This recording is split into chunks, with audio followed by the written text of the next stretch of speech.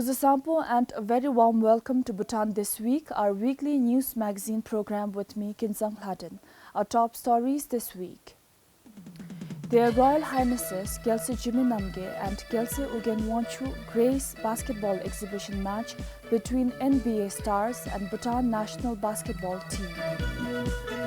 Bhutan's trade deficit narrows to 45 billion 𝗪𝗻 as exports grow by 19%. 23 TikTok accounts identified for involvement in online gambling, 26 other bank accounts frozen amid rising TikTok gambling trend.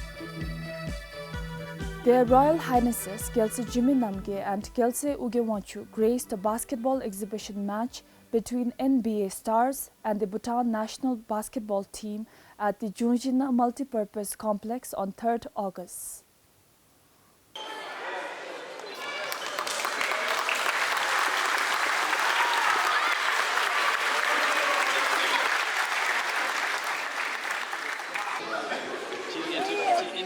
The exhibition match was part of Hoops for Happiness, a special program organized by the Bhutan Olympic Committee and the Bhutan Basketball Federation in collaboration with the U.S. Professional Basketball League, the NBA.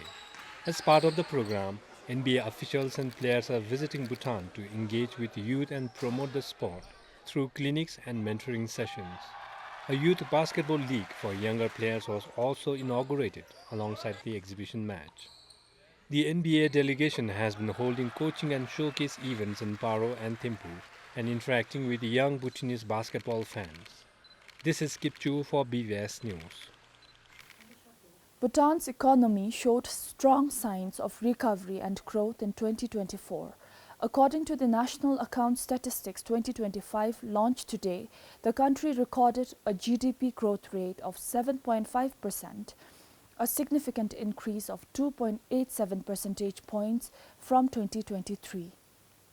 Among the three broad economic sectors, the tertiary sector, which includes services such as hotels and restaurants, finance and insurance, retail and communication, continued to dominate, contributing 54% of the economy. An increase in the tertiary sector's contribution generally indicates that more economic activity is happening in the service industry. The secondary sector, including manufacturing and construction, made up 31%, while the primary sector, comprising agriculture, forestry, and livestock, contributed 14%. Globally, the GDP growth is like a little more than 2%.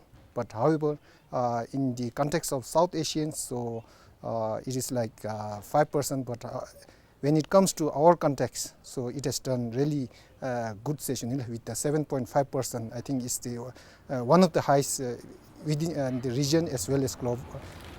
I will not say globally, but compared to global average, so Bhutan's GDP has done very well. For an individual household, what it represents is that as the economy booms, there's more opportunity for investments and things like that. And 7.5 growth rate, what it translates into is increase in productivity of the individuals.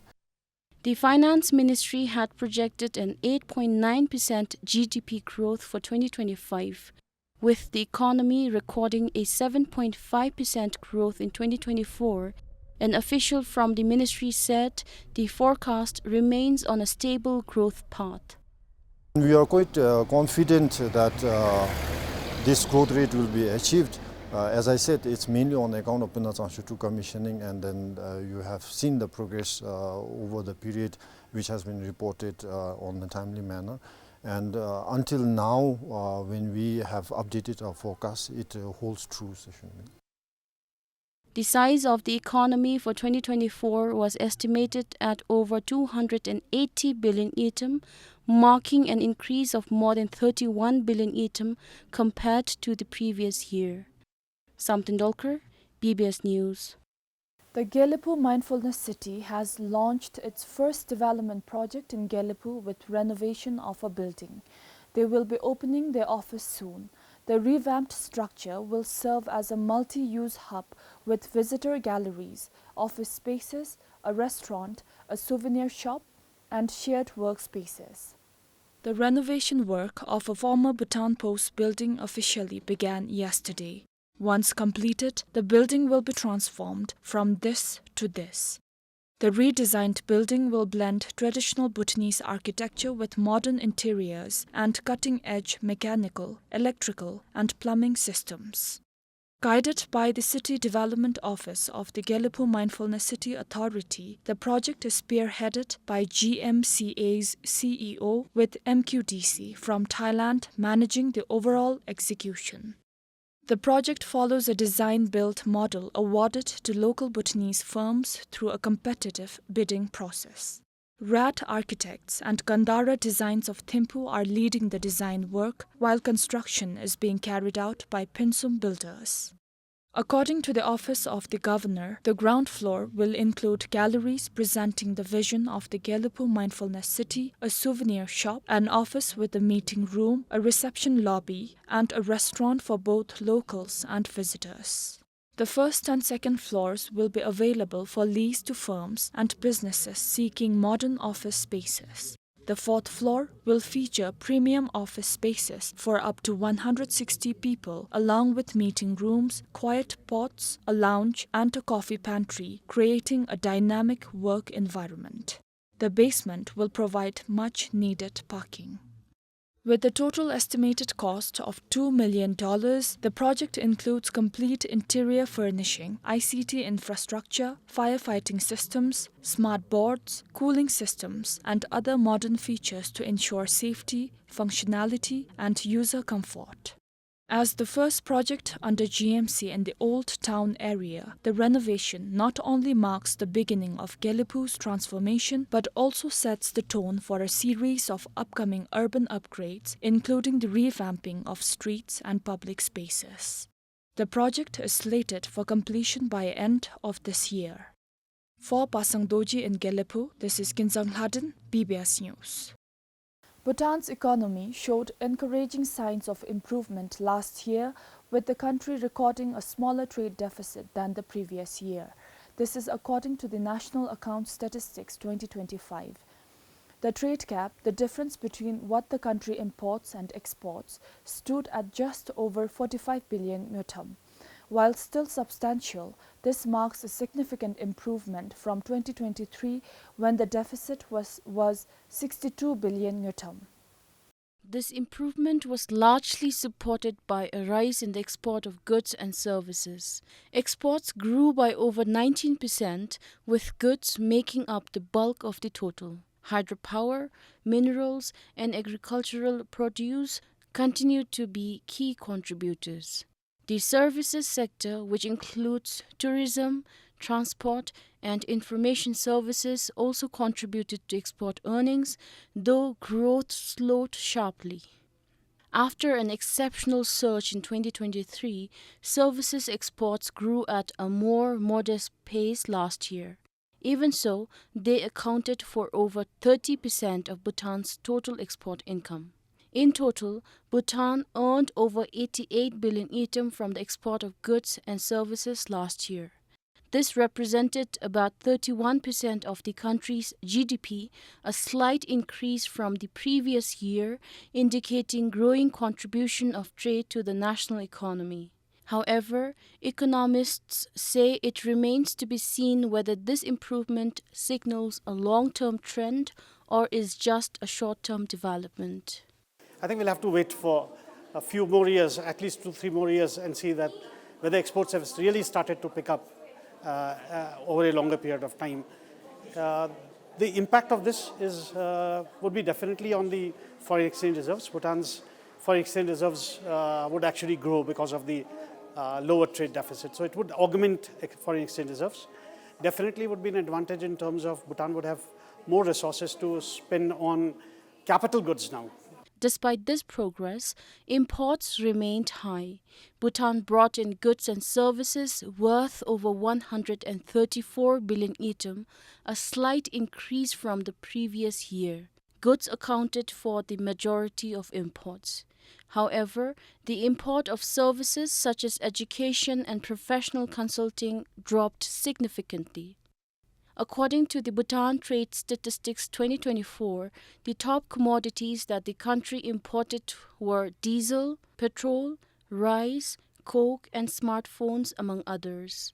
Meanwhile, Bhutan's top export commodities were silicon, boulders, ferrosilicon manganese and postage stamps and related paper products and dolomite chips among others. 𝗬𝗵𝗂𝘀𝘁, PBS News. In some schools, students continue to bear the brunt of under-resourced schools. With no dining halls, no science laboratory, and limited access to basic amenities, children are learning under difficult conditions. 𝗕𝗵𝘂𝗁 Middle Secondary School in Mongar is one such school where infrastructure gaps are affecting students' well-being.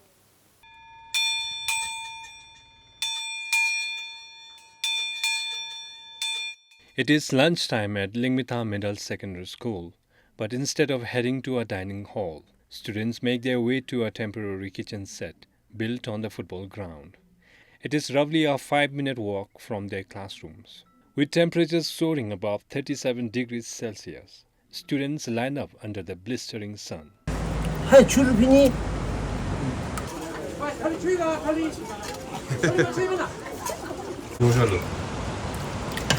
Without a proper dining hall or kitchen, they are forced to find shade to have their meals. Makeshift tents have been erected, but students say the heat inside is unbearable. Many eat their meals with sweat streaming down their faces. We don't have a dining hall at our school. That's why we have to bear heat during sunny days, and on rainy days we have to eat lunch under umbrella. We have a temporary tent here, but staying under the tent is even hot. We get delicious lunch from school, but due to heat, it is hard for us to enjoy the meal. Even though we have a very fruitful and delicious meal serving at our school base, but due to lack of our dining hall, we are suffering, and also we have to bear the sun, and also we have to eat under the scorching sun. So if we have a dining hall in our school, it would mostly benefit all of the students, and among us all, the younger children would be benefited most.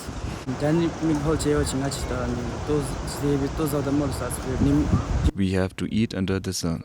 It is convenient when we can find some shades. After lunch, we become lethargic due to heat.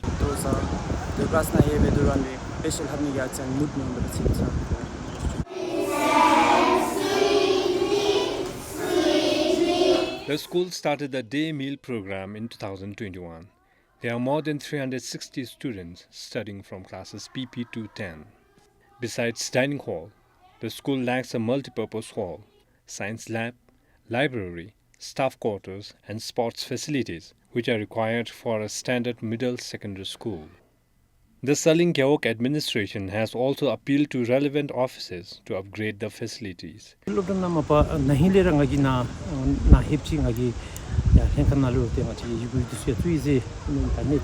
Since last year when I got placed here, I wrote to the ministry citing the situation at the school and stressed on what is required at the school urgently. In response, we are told that there's not much budget as it is allocated to central schools. The response said that they will look after our appeal if there's any budget left.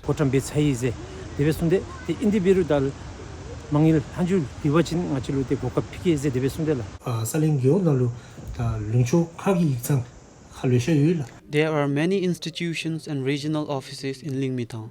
Moreover, the Gyeolsung Academy is also located here in Bongdaema. Similarly, the Dojilung hydropower project is expected to begin soon, adding enrollment pressure on the school. The population and number of students is growing every year.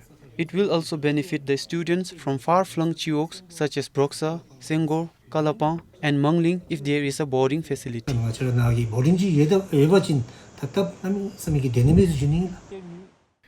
During the recent Meet the Press session, the director of the Department of School Education said 6.5 million 𝗪𝗏 has already been approved for the construction of a kitchen and dining hall for the school in the current financial year.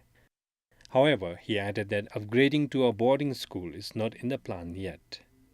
For 𝗵𝗂𝗁 in Mongar, this is 𝗕𝗵𝘂𝘁 for BBS News.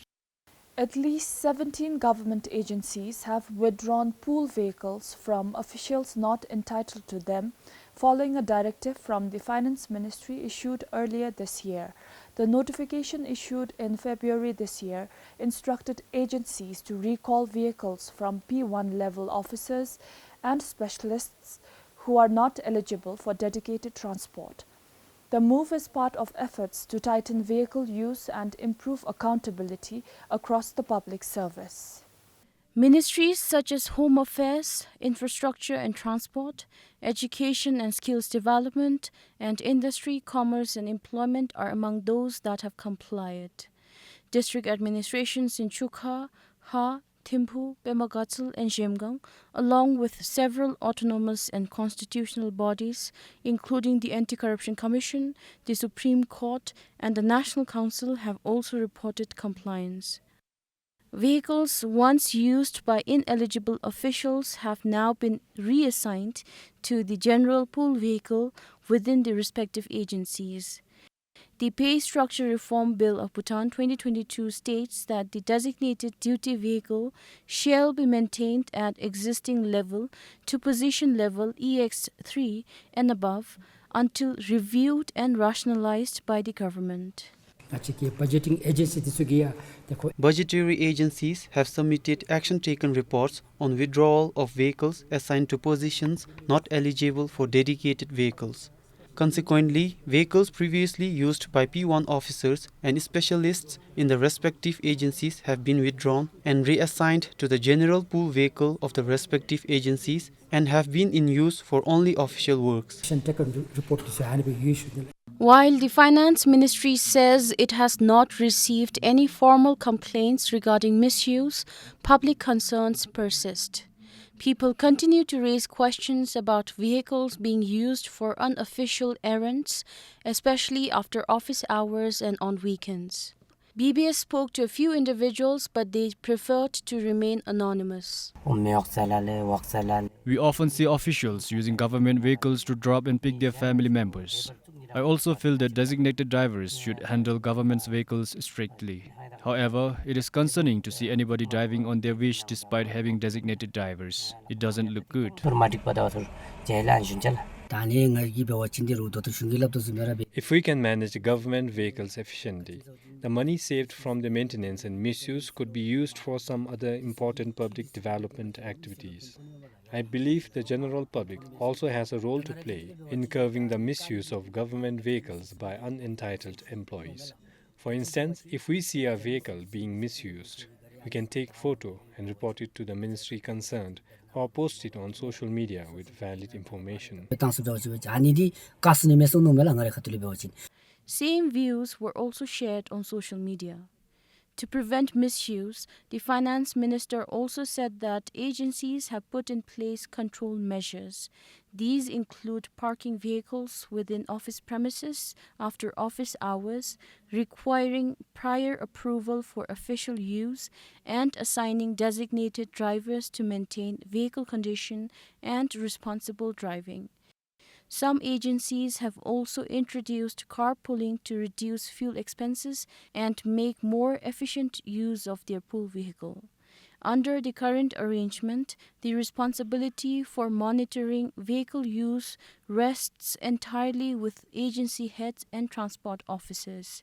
The Finance Ministry maintains that enforcement is decentralized and that it trusts agencies are ensuring compliance. Still, continued public complaints suggest that closer oversight and greater transparency may be needed.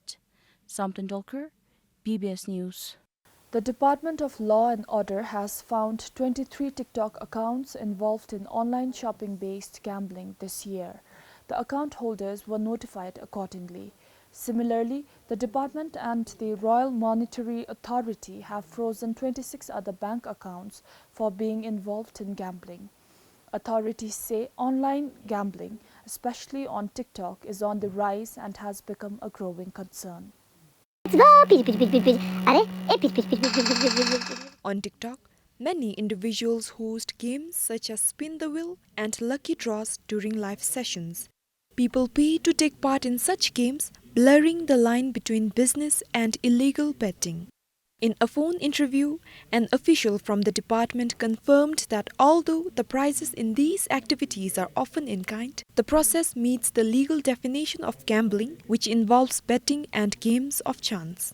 The department has also issued a public notification urging individuals to refrain from participating in various gambling activities, including those conducted through social media platforms. It further stated that if such activities continue despite the warning, legal action will be taken.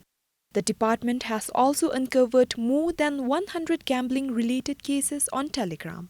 Many people 𝗵𝗂𝗡 spoke to said they do not consider such activities fair or appropriate.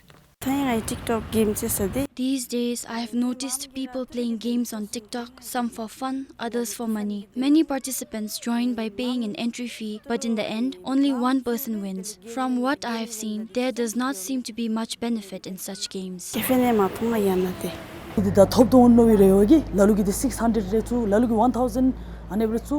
People join these games hoping to win something. Some invest as much as 600 or even 1000 Newton, but in the end, only one person walks away with the prize. Such games can also create resentment and grudges between sellers and customers.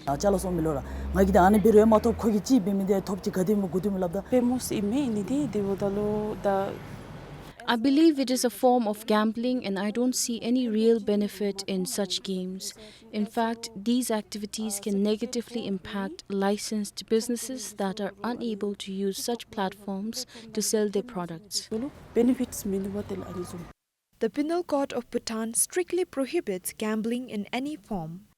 The National Council will deliberate on the Penal Code Amendment Bill, which includes a section on gambling in the winter session. The Legislative Committee of the House proposes to increase the prison term for offenders. For 𝗪𝗂𝗂𝗸𝗀, 𝗵𝗂𝗂𝗫𝗂𝗃, 𝗵𝗂𝗃 News. That's all we have for this week. Thank you for watching.